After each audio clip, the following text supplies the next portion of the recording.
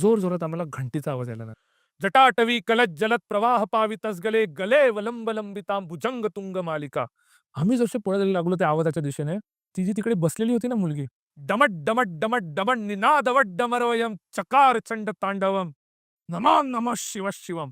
तिने जी नजर दिली होती ना आम्हाला, ती नजर फार भयानक होती. ती नजर बाईची नव्हती, ती नजर पुरुषाची होती. तो पुरुष ज्याच्या हातामध्ये कदाचित एवढी ताकद आहे की कोणालाही मारू शकतो. आणि ती मार आणण्याची जिथं जागा होती ना, त्याच्या जसा मी इतिहास काढायला लागलो, तर पेशवे कालामध्ये एक नारायण भट नावाचा माणूस तिकडे राहायचा. जो ब्लॅक मॅजिकमध्ये आणि उच्छिष्ट गणपतीची पूजा करण्यामध्ये एक्सपर्ट होता. तर तो तिकडच्या भटाचं एक छोटंसं घर होतं.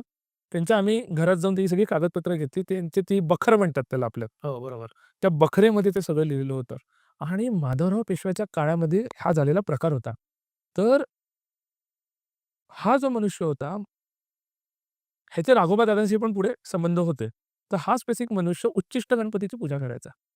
आणि उच्चिष्ट गणपतीला लागणारे जे हे असतात म्हणजे बळी असतात किंवा काय असतात. स्पेसिफिकली तो बळी नव्हता देत. पूजेची जी प्रकरणे होते म्हणजे वामाचाराची पूजा ती करायचा. त्याच्यानंतर तो चेटकोबाची पण पूजा करायचा त्याबरोबर. म्हणजे उच्चिष्ट गणपतीला वामाचाराची पूजा चालते जे सांगितलं. बळी नाही चालत. इथे बळी चालतो. चेटकोबाची विद्या करता, करता तिथे त्यांनी खूप लहान बाळांचे आणि खूप बायकांचे तिथे त्यांनी बळी दिलेले होते. बापरे!